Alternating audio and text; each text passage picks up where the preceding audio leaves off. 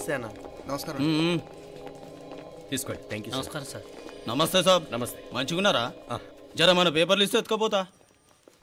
Madam గారు ఆ file చూస్తున్నారు, ఇంకొంచెం టైం పడుతుంది. ఇంకా పడుతుంది టైం? ఎక్కడా ఆమె?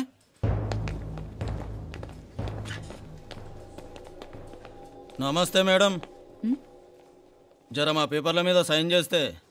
Madam, Gopal, real estate Gopal. Gopal real estates, ఆ బేగంపేట ప్లాన్ కోసం.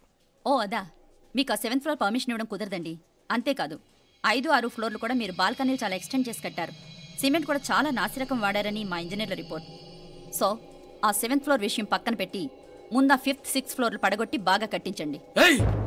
ఎవరితో మాట్లాడుతున్నావు తెలుసా? తలకాయ తెగిపోద్ది. ఏంద్రా దూకుడు? మేడం గారితో అట్టానా మాట్లాడేది? అట్టానా అట్టానా అట్టానా అట్టానా అట్టానా అట్టానా అట్టానా? వీళ్ళు ఇంతే మేడం, నరకడం తప్ప మాట్లాడడం చేతగానోళ్ళు. క్షమించండి, అనవసరంగా గూడుతో పోయేదానికి గొడ్డల దాకా తెచ్చుకోవడం ఎందుకు మేడం? చిన్న సంతకం మీకెంత కావాలో చెప్పుండ్రి, సెటిల్మెంట్ చేసుకుందాం. కమిషనర్ గారు, ఇక్కడెవరో రియల్ ఎస్టేట్ గోపాలంట సంతకం కోసం బెదిరిస్తున్నాడు. వచ్చాడా? ఎందుకు మేడం అనవసరంగా గోడుతో పోయేదానికి గొడ్డల్లాగా తెచ్చుకోవడం? చిన్న సంతకమే కదా. ఓకే రియల్ ఎస్టేట్ గోపాల్ గారు, ఆల్టాస్ ఆపోజిట్లో నిరాని కేఫ్లో సెటిల్మెంట్ చేసుకుందాం. 3ంటికి వచ్చేయండి. మంచిది మేడం, వస్తా.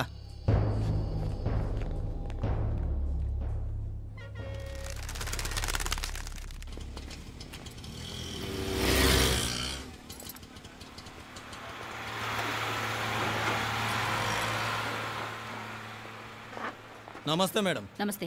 ఏయ్ లేండ్రా, కూర్చోండి. పర్లేదు, ఇక్కడ కూర్చుందాం. రండి మేడం, చాయ్ చెప్పమంటారా? ఇప్పుడే తాగాను. మా ఆఫీసు కూడా ఇక్కడి నుంచే వస్తుంది. ఇప్పుడు నచ్చిరు మేడం. లేకపోతే ఏంటి మేడం, ఆ గవర్నమెంట్ వాళ్ళు ఇచ్చే జీతం ఏ మూలకు మీకు? మీకు చదువుకుంటున్న బిడ్డలు, పెళ్ళిడికి వచ్చిన పిల్లలు ఉంటారు కదా. ఇదిగో తీసుకోండి మేడం, ఇందులో 50,000 ఉన్నాయి.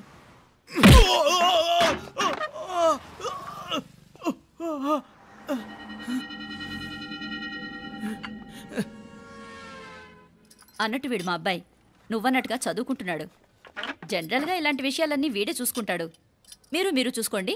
నాకు అవతల ఆఫీస్లో బోల్డ్ పనులున్నాయి. వస్తాను. అవునరా, ఈ హోటల్లో పాయా కూడా చాలా బాగుంటుందనుకుంటాను. కొంచెం రుచి చూపించరాదు?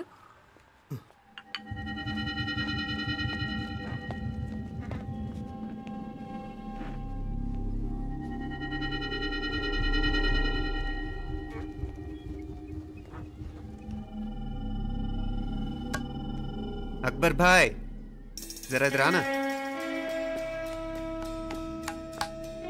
ఈ రోజుకి సర్వీస్ క్లోజ్ చేసి జీ, దాంట్లో 50,000 ఉన్నాయి. డ్యామేజ్ ఖర్చులు కొంచెం లేలో బాయ్.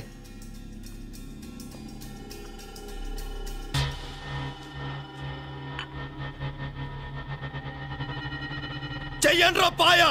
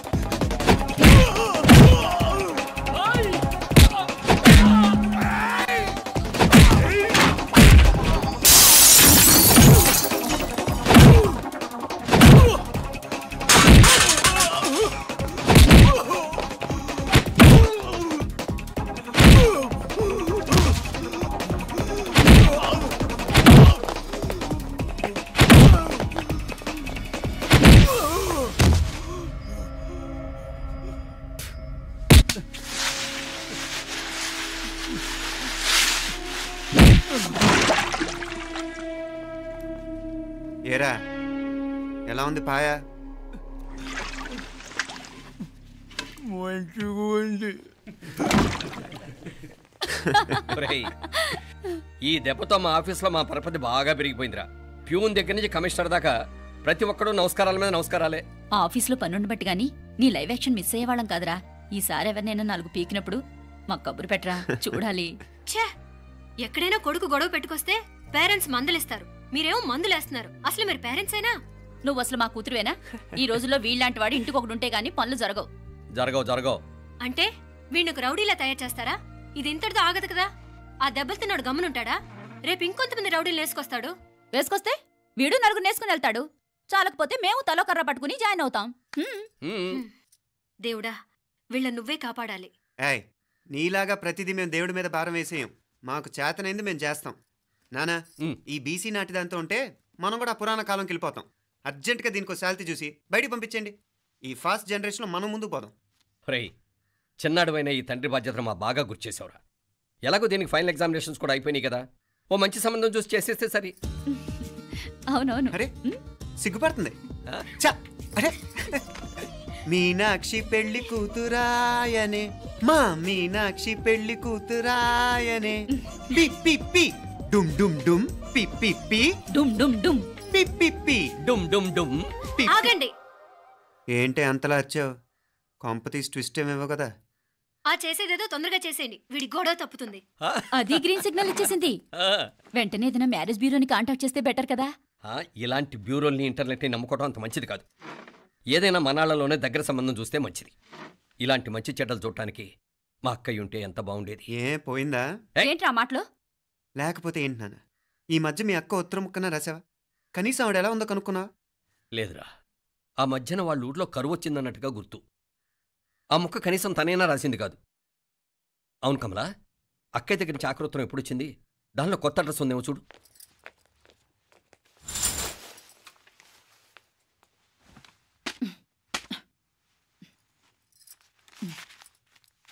ఇవి చూడు. ఇదే ఆఖరిదనుకుంటా.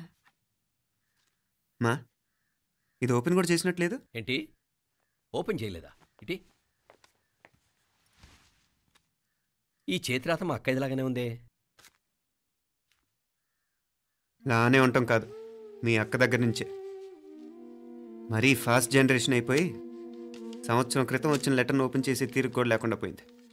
చిరంజీవి ఆనందరావుకి మీ అక్క ఆశీర్వదించరా అనేది, పిల్లలు మీరు క్షేమంగా ఉన్నారని భావిస్తున్నాను. మీ బావ పోయిన దగ్గర నుంచి ఆరోగ్యం అంతంత మాత్రంగానే ఉంది. దానికి తోడు మనిషిని పాము కాటేసినట్టు మన ఊరిని కరువు కాటేసింది. వర్షాలు లేక పొలాలన్నీ బీడివారిపోయాయి. వానలు పడాలని మొక్కని దేవుడు లేడు. గొడ్లు కూడా సరైన తిండి లేక ఎముకలు గూళ్ళైపోయాయి. అందరూ ఊరు వదిలివలసిపోతున్నారు. నేను కూడా పక్క ఊరికి వెళ్ళిపోదాం అనుకుంటున్నాను. ఖర్చులు కొంచెం ఇబ్బందిగా ఉంది. ఏమనుకోకుండా 2000 ఉంటే సర్తామని ఈ ఉత్తరం రాస్తున్నాను. అమ్మా నాన్నలు గుర్తుగా మిగిలిపోయిన ఆ పొలం అమ్మటానికి మనసు రాక నిన్ను అడుగుతున్నాను.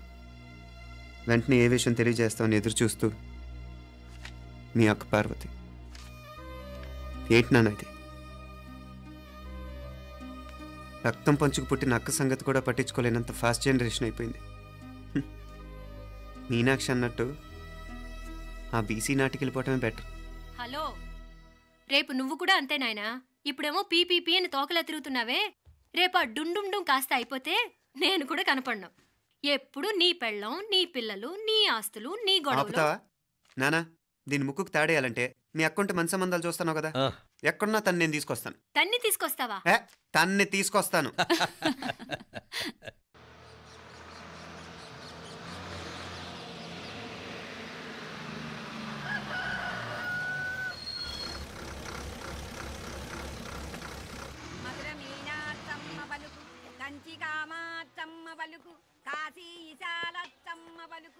బాబు, ఇక్కడ కావూరి పార్వతమ్మ గారి ఇల్లు ఆ సందులో రామాలయం పక్కనుందండి.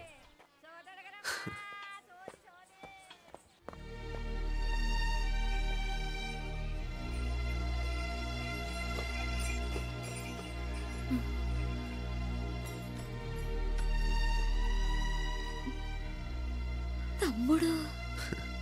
నేను ఈ తమ్ముడిని కాదత్త, నీ తమ్ముడు కొడుకుని. అదేలేరా, నిన్ను చూస్తే మా తమ్ముడు తలొప్పుకొచ్చాడు. ఇక మీదట ఇలా గుర్తొచ్చినప్పుడే తలుచుకోవటం కాదు. ఇక నువ్వు నీ తమ్ముడి దగ్గరే ఉంది కానీ బయలుదేరు. ఏరా, గుర్తొచ్చినప్పుడు మాత్రమే తలుచుకునేది నేనా, మీ నాన్నరా? బాధే అత్త, నీ తమ్ముడు కూడా చాలా బాధపడుతున్నాడు. ఆ గవర్నమెంట్ ఉద్యోగం సంగతి నీకు తెలీదు. బండి చాకరీ అనుకో. ఇక నీ తమ్ముడు లాంటి సిన్సియర్ ఆఫీసర్ అనుకో. ఇల్లంతా పనులు, దానికి మీ మరదలు కూడా తోడైంది. ఇద్దరు బిజీ బిజీ. చదువులతో మేం బిజీ, మా ఇల్లంతా బిజీ బిజీ. ఇక మా ఊరు సంగతి అయితే మొత్తం గజిబిజీ. ఎవరెంత బిజీ అయినా తోబుట్టుల మధ్యన బిజీ అనే మాట రాకూడదని నేను వచ్చాను. నా మంచి అత్తే కదూ, మనసులో ఏం పెట్టుకోకుండా బయలుదేరు.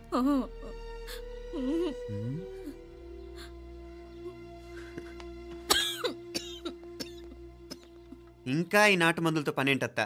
నీ తమ్ముడు నిన్ను పెద్ద ఆసుపత్రిలో చూపించాలని చూస్తుంటేను. ముందు నువ్వు బయలుదేరు. నేనేమైపోతే మీకేంట్లేరా? మీరా బిజీ బిజీ ఊళ్ళోనే హాయిగా ఉండండి. ఇదేంటి నేను మాట్లాడేస్తున్నాను? నువ్వు మాట్లాడకపోతే ఎలా అత్తా? ఆడపిల్లకి అమ్మ మీద ఆశ, మగపిల్లాడికి అత్త మీద ఆశ. నేనేం నీకోసం ఆడపిల్లని కనలేదుగా. కనేసున్నా పోయేది. దాన్ని నేనే పెళ్ళాడేసి నీకు తోడుగా ఇక్కడే ఉండిపోయేవాడిని. అప్పుడు అని అనుకుంటే నేను ఆడేవాడిని. చెప్తున్నాను కదత్తా, మీ అక్క తమ్ముళ్ళ మధ్యన ఉంది చాలా చిన్న గీత. మన ఇంట్లో పెద్ద దిక్కు నువ్వే కదా. నీ తమ్ముడే మీనాక్షికి దగ్గర సంబంధం చూస్తే బాగుంటుంది అంటున్నాడు. ఆ మంచి చెడ్డ చూడాలంటే మాకు నువ్వు తప్ప ఇంకెవరున్నారు చెప్పు? మీనాక్షికి సంబంధాలు చూస్తున్నారా? ఇంకా చూడలేదత్తా. నీ తమ్ముడు నీకే అపనప్ప చెప్పాలనుకుంటున్నాడు. అట్టయితే ఆ బూరుగు పిల్లల సంబంధం మాట్లాడేస్తే సరి. ఏ బూరుగు పల్లెలు? అదేరా, కుర్రాడు కూడా బాగా చదువుకున్నాళ్లే, ఇంద్రవల్లిలో ఉంటారు.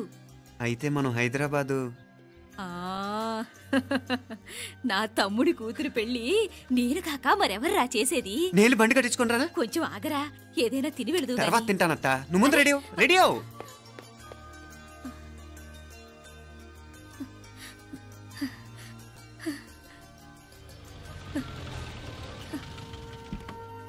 అత్త, ముందు నువ్వు పద. సామాన్ నేను తీసుకొస్తాను కదా.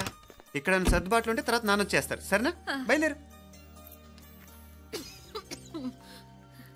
వస్తానమ్మా.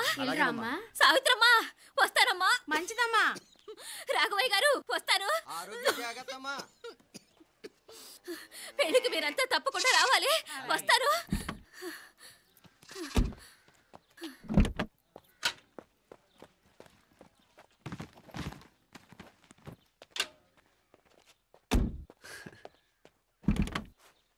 జరుగత్తా, జరుగు. అత్త, అత్త,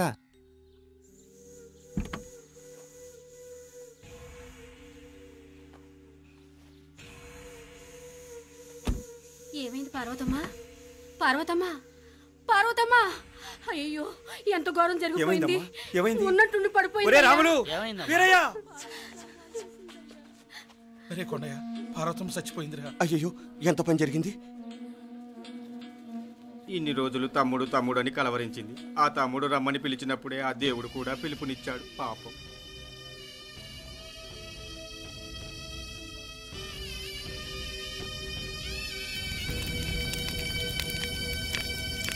మా నాన్నగారి సంతానంలో నేను తప్ప ఇంకెవ్వరూ మిగల్లేదు.